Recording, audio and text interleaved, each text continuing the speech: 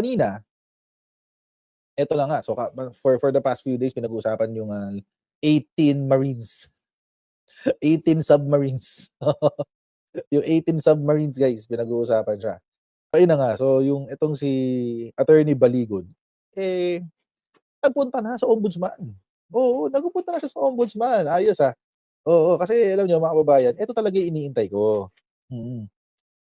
Let's have them put their money where their mouth is. Oh, yun ang iniintay ko guys, eh. Totoo lang, wala akong ibang iniintay maliban diyan. Oh, ito yung nangyari, oh, ayan, oh.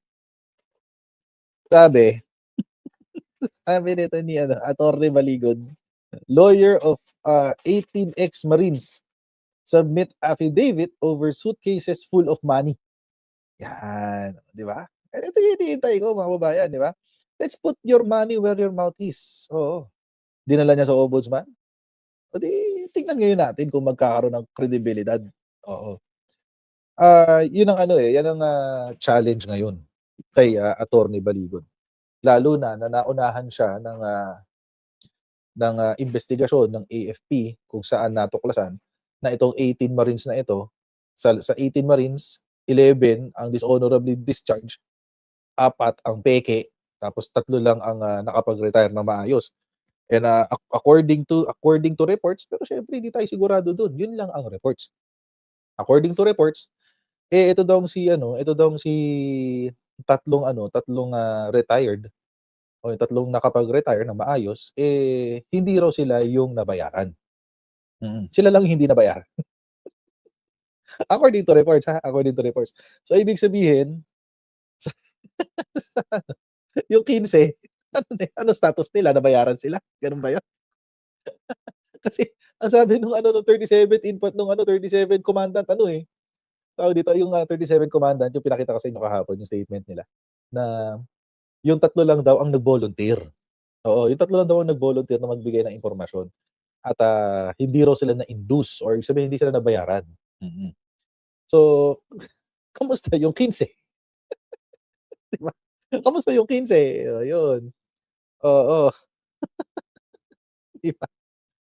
Hindi natin alam kung nabayaran ba sila o hindi. Pero most probably, hindi ako magtataka kung nabayaran sila. Oo, hindi ako magtataka. Mm. Ang sakit naman sabi ni PJ, ang sakit naman 3 lang ang dom. Stupids, given na yun guys, given na yun. Stupids kasi, oo. Tapos ito pa naglabas ng, sulat, itong si Attorney Baligod. Sabi niya ito, February 26, to the Honorable Crispin Remulla. Dear Ombudsman Remulla, we respectfully transmit and refer to your office for appropriate action the affidavit of 18 former employees of Mr. Zaldico, which details their personal knowledge about the delivery of monies from their employer to certain government officials. We are referring this to you with their consent and because of the possible violations of certain provisions of RA numbers 319, 6713, among others. For purposes of this referral, kindly send a notice and subpoena and other processes from your office, to his office, Amorsolo, Makati. Okay, the affiants are prepared to fully cooperate with your office on this matter. Um, well, technically, mga kababayan, this is not a criminal complaint. Hindi sila nag-file ng kaso. Mm. Ni-refer lang nila yung papeles for consideration and investigation of the ombudsman. So, nagpunta man sila sa ombudsman, bitin pa rin. Kumbaga, hindi mo binuo yung tapang mo. 'Di ba? Kung kailangan mo ng 2 balls, kalahati lang ang binigay mo. Yung 1/4 lang ang binigay mo, hindi yung buong dalawa. 'Di ba? 'Di ba? Oo. So, bakit gano'n? 'Di ba, ang pangit, ang pangit. Kasi nandun ka na, nandun ka na, hindi ka pa nag-file. May testigo ka na kamo. Credible ang testigo mo kahit nagkamali ka nung nilagay mo si Leila de Lima at inamin niya. Nakakatawa yan. Kanina lang nabasa ko yung balita. Sabi ni sabi ni sabi ni Attorney Baligod, oo, nagkamali lang kami kay Leila de Lima, blah, blah, blah, blah." Ah, abogado ka hindi mo chineck. Paano kamusta naman nung sinabi mo na, "I have checked and verified." 'Di ba? Guys, I mean think about it, 'di ba? Kasi nung sabi kasi niya, ang yabang-yabang niya, "I have checked and I've verified." all the information are true and correct, blah, blah, blah, blah, blah. Okay, tapos biglang tinanggal si Laila de Lima sa pangalan na nabigyan daw ng maleta. Tapos ang sabi, "Ay oo, nagkamali lang kami, nagkamali." Anyari sa check and verified niyo? Anyari? Anyari sa check and verified niyo? Wala. Diyos ko, nakakadiri kayo. Nakakadiri kayo men, Sopla agad, eh. Oo, sopla agad guys, oo. They shot them they practically shot themselves in the foot. Ano, chicken verified lang, oo, chicken verified lang pala. Oh, may DDS dito, kayo na bahala diyan paglaruan niyo. Paglaruan niyo yung mga DDS na nandito, bahala kayo diyan. Alam niyo naman 'pag DDS bobo, 'di ba? So, hayaan natin sila diyan. May laruan kayo diyan, bahala kayo. 'Di ba, I mean, sinabi mo na, eh, ang yabang-yabang mo pa sa press con, eh. Mm. Ang yabang-yabang mo pa sa press con, sabi mo, chineck mo, totoo yung kanilang mga sinabi, et cetera, et cetera. Tapos biglang ganyan, biglang nagkamali po ako na isama namin yung pangalan ni Laila de Lima. Ek, wek, wek. Ay naku, hindi ko lang dala yung ano ko, eh, yung, tawag dito, soundboard ko, eh. Mm, oo, hindi hindi ko lang papasa ilalagay ko sana si Papa P, oo, 'di ba, yung ano, "I deserve an explanation." Paliwanag mo bakit ka nagkamali, guys. Paliwanag mo ba't ka nagkamali, kasi sabi mo, "I have checked and verified," eh. Pero pakinggan natin yung balita guys tungkol kay Ador Mamana ay hindi, kaya dito muna pala kay ano, kay, Attorney Maligod. Game, game, game. Naisumiti na sa ombudsman ang salaysay ng mga nagpakilalang Bilisan natin dating konti, sundalo na nagparatang na hinatiran ng mali-malitang pera mula kay Zaldico ang iba-ibang opisyal ng gobyerno. Ayon sa ombudsman, susuriin nito gayon din ang ebidensya at kredibilidad ng mga sumumpa rito. Nakatutok si Salima Refran. Nasa Office of the Ombudsman na ang joint affidavit ng mga nagpakilalang dating sundalong naghatid umano ng mali-malitang pera sa iba't ibang opisyal ng gobyerno mula kay dating Congressman Zaldico. Gusto nilang imbestigahan ito ng Ombudsman para sa mga posibleng paglabag sa Anti-Graft Law at Code of Conduct of Public Officials. Ang basehan po namin ay tumanggap sila ng milyon-milyon na pera, pero hindi po yan naipakita sa kanilang salin. Again, mga kababayan, no, if you have all of these witnesses, you have 18 witnesses, you have their personal testimonies, you have their affidavits, ba't hindi na kayo nag-file ng kaso?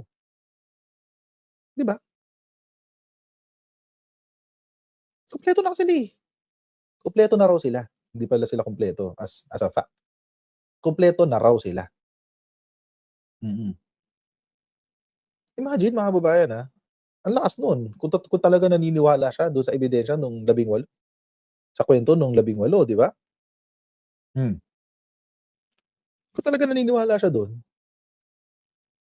ba't hindi na-file ng kaso? Ba't hindi niyo kinasuhan si Bongbong Marcos? Kasuhan niyo. Ba't nag-refer lang kayo ng dokumento para mag-motu proprio yung ng ombudsman na mag-imbestiga? Inobliga niyo pa yung ombudsman na mag-imbestiga, ginulo niyo pa sila. Nagtatrabaho na nga sila sa flood control, ginulo niyo pa sila. 'Di ba? Hindi niyo tinuluyan ang kaso. 25 names yun. Mga kababayan, oo, 25 names yung, sinabi nila dun sa kanilang affidavit. Kung talagang sila, na bilib, 'di ba? Kung talagang sila ay bilib na bilib sa kanilang ebidensya at testimonya at meron silang personal knowledge, ba't hindi nila dineretsong file ng kaso? Bakit referral lang? Ano yun, dinaga kayo last minute? 'Di ba? Ano yun, dinaga kayo last minute? May pa-edit-edit pa kayo, tinanggal niyo pa si Laila de Lima, last minute. Di talaga ako maka-get over dun guys. Oo, tinanggal si Laila de Lima last minute bago isumite sa ombudsman, tinanggal. Oo. Nagkamali lang daw sila, blah, blah, blah. Diyos ko. So, kung nagkamali kayo sa isang pangalan, ilang beses pa kayo nagkamali? 25? Di ba? Kung nagkamali sila sa isang pangalan, ilang beses pa sila nagkamali sa mga pangalan na nilista nila? Asan na yung DDS? Lang yan, wala tayong laruan dito. Nawala yung DDS. Di ba? Oh, Diyos ko naman. Parang ano, bitin, nabibitin ako guys, yun nakakairita. Oo, yun na ano, bitin. Ang dami-dami nilang nilista. Tapos hindi nila tinuluyan ang kaso. Para naman merong ngipin yung pagpunta niyo sa ombudsman, hindi yung parang laro-laro lang 'to, hindi naman 'to laro-laro, guys. Oo, tuloy natin. At pag mag-iimbestiga pa ang ombudsman, ay maaaring makita nila na merong malversation at saka bribery. Walang ipinakita o binigay na kopya ng affidavit sa media si Baligot. Pero sabi ni Baligot, kasama sa isinumiting affidavit, ang pakikipagtulungan umano ng pamahalaan sa ICC investigators para imbestigahan ang extrajudicial killings noong giyera kontra droga. Giit ng mga dating sundalo, nakipagpulong raw sa ICC investigators si dating Justice Secretary at ngayon Ombudsman Jesus Espinimulya sa kanyang bahay umano sa Bel Air, Makati. You have a high-ranking official of the government, no less than the Secretary of the Department of Justice, cooperating with the ICC. And we have Illegal ba 'yun? Illegal ba 'yun? It's not. May decision na ho diyan ng Korte Suprema, 2021. Anong sabi ng Supreme Court? Total naman mahilig man ano, 'di ba? Itong mga DDS kapit na kapit sila sa bawat salita ng Korte Suprema lalo sa impeachment ni Sara Duterte. Nung kanilang dineclare na unconstitutional daw yung impeachment, kapit na kapit sila doon sa decision ni ng Supreme Court, 'di ba? Total naman, mga mahilig sa desisyon ng Supreme Court ang mga DDS. Kaya niyo bang tanggapin na ang Supreme Court ay nagdesisyon na dapat mag-cooperate ang Pilipinas sa ICC? 2021 'yan. Pangilinan versus Executive Secretary yata if I'm not mistaken. O Pangilinan versus Cayetano yung pangalan ng kaso. At si Senator Trillanes nag-file ng kaso. 'Di ba? At si Senator Trillanes nag-file ng kaso. Itong si Attorney Baligod nag-refer lang ng documents. Nagsumite lang ng papeles. Kulang sa bayag, min. Kulang sa tapang, mga kotsero. Alam ba, tapang? Asan tapang? Tapang, wala. Tapang, balik, China. we have a maxim in law that what you are prohibited to do directly, you cannot do indirectly. Sa kabila nito, tinuloy pa rin daw ni Okay. Baligot na ihain sa Ombudsman ang affidavit. Sabi ko nga, wala tayong choice. Hindi ko naman pwedeng dalhin sa DOJ. Di ba? Hindi ko rin pwedeng dalhin sa Senado, sa Kongreso o sa RTC kaagad. Walang ibang ahensya ng gobyerno. Sinusubukan pa namin makuha ang panig ni Remulla. Ang weird, ba't niya dinala lang? Ba't hindi siya nag-file ng kaso? Ulitin ko talaga, ano mga kababayan I'll really drill that fact. Oo, bakit lang niya ni-refer? Bakit hindi siya mismo nag-file ng kaso? Bakit ayaw niyang tayuan yung testimonya ng 18 witness niya? Baka kasi maski siya, hindi siya believe doon sa testimonya. Baka si Baligod mismo, hindi kumbinsido doon sa testimonya. Baka si Peke talaga. Pineke siguro nila. Siguro. Hindi natin sigurado. Pero ako, mga kababayan, simple lang naman ako mag-isip. Para sa akin, kung hindi mo tatayuan yung testimonya, basura nyo na yan. Diba? Ibasura nyo na yan. Walang kwenta yan. Tayuan nyo yung testimonya nyo. Tayuan nyo yung ebidensya nyo. Hindi ka nag-file ng kaso So what's the point? Referral. Anong gagawin ng referral? Mapapanagot mo ba yung mga tao na yan sa referral? Hindi. Wala Walang halaga. Walang halaga. Promise. No joke, no joke.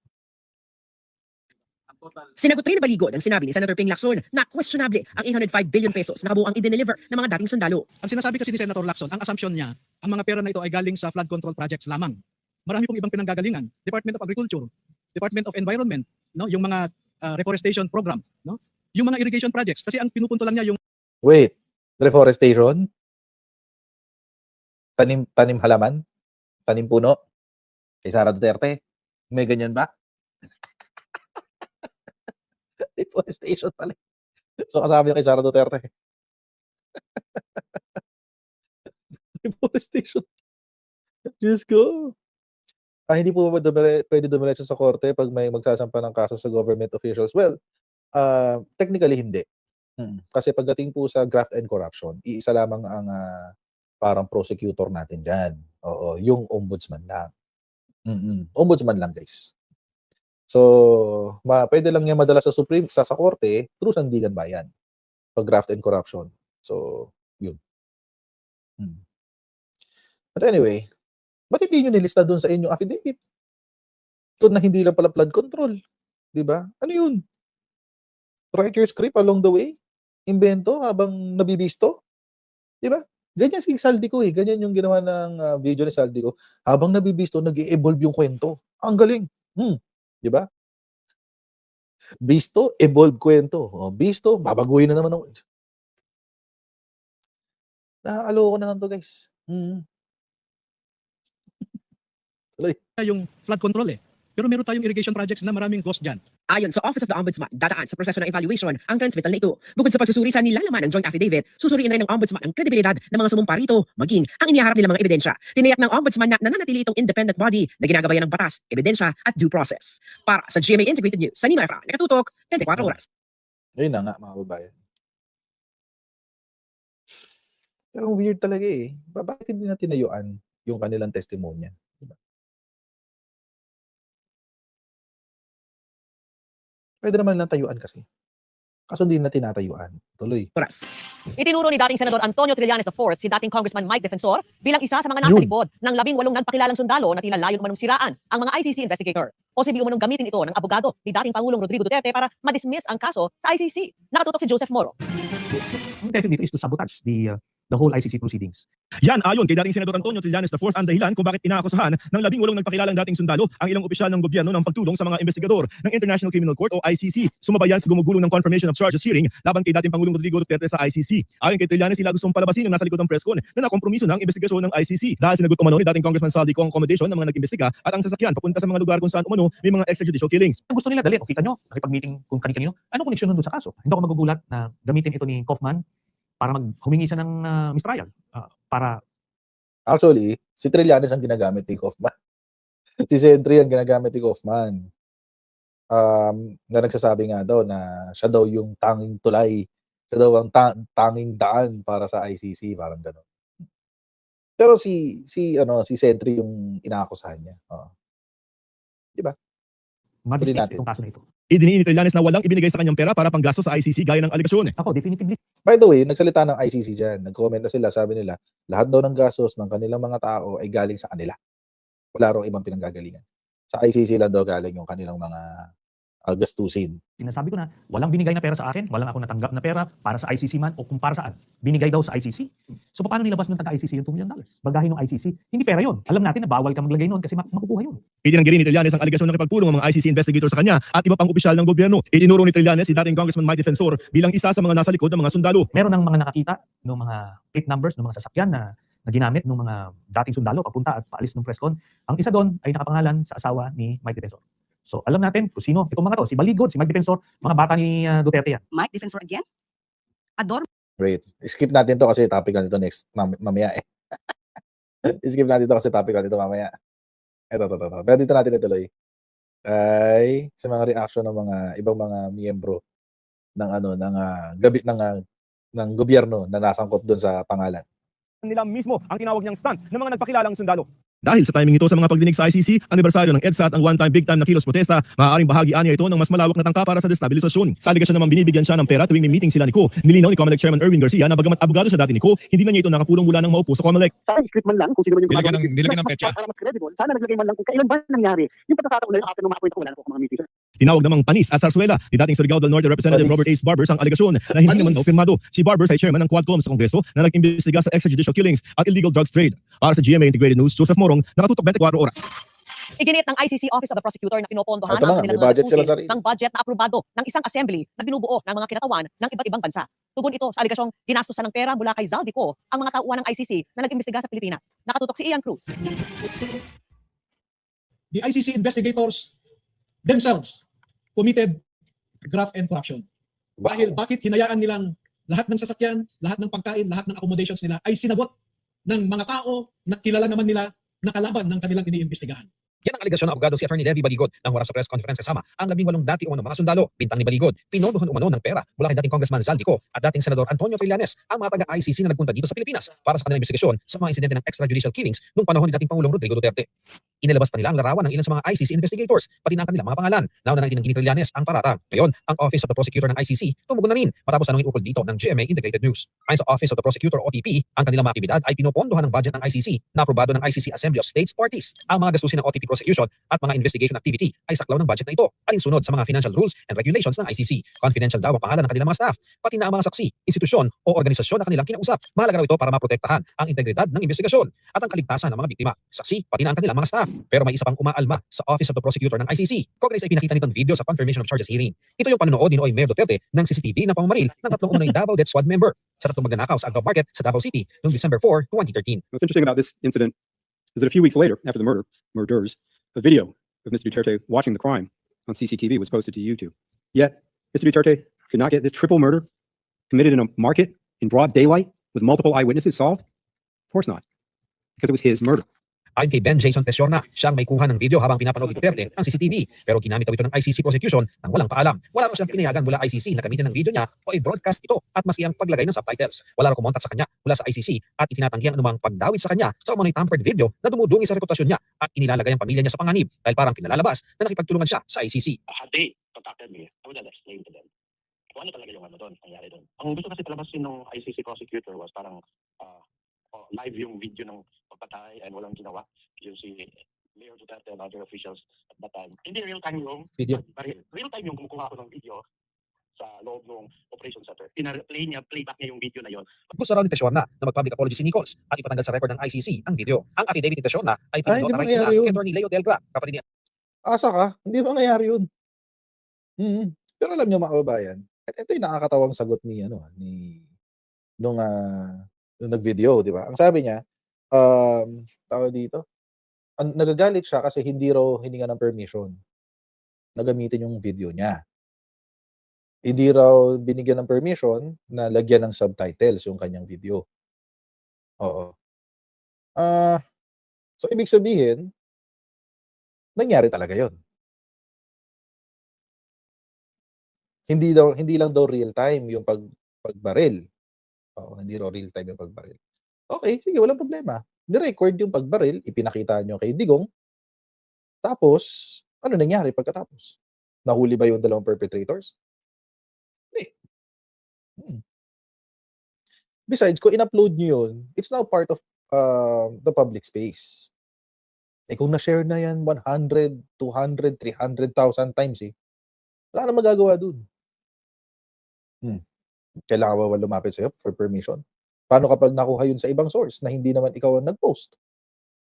I mean, ano mga kababayan, at saka nakakatawa dun, nagagalit siya kasi hindi raw humingi ng permission niya para lagyan ng subtitle or ipakita yun. So, ibig sabihin, hindi niya tinatanggi na nangyari yung patayan.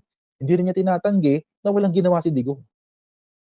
Well, palibhasa, taga Davao siya. So, tatanggol niya si Digong. Matik. Pero wala siyang tinatanggi. Wala siyang tinatanggi. Ang ginakagalit niya, hindi raw siya hininga ng permission.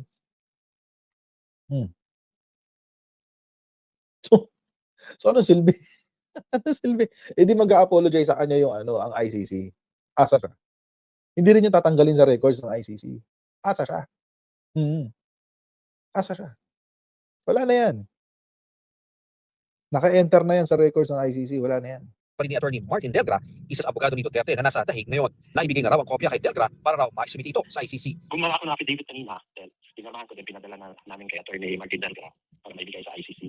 So yun, I demanded an apology from the ICC prosecutor Nichols for reducing the facts. And I also asked that the video be, hanggang na doon sa court records. Sinusubukan pa namin makuha ang panig ng ICC tungkol dito. Para sa GMA Integrated News, Ian Cruz, nakatutok 24 oras. May watermark yung video na Winston. Baka sa Reels yung kinuha. Well, possible. But again, wala na yan. Wala na yan. Wala ka nakahabol dyan. Pero alam nyo, maintindihan ko kung naghahabol siya ngayon kasi lumabas yung video, lumabas yung pangalan niya, so baka siya yung isunod. Baka siya yung isunod na, ilibing sa laod. So kaya siguro siya naghahabol. Baka natatakot siya, guys. O baka siya isunod dun sa laod ko, Ari. Gets ko naman yun. Kung ganun ang sistema, gets ko yun. Walang problema. Pero yung, wala na. Kung iba pa, wala nang habol yun. Sorry na.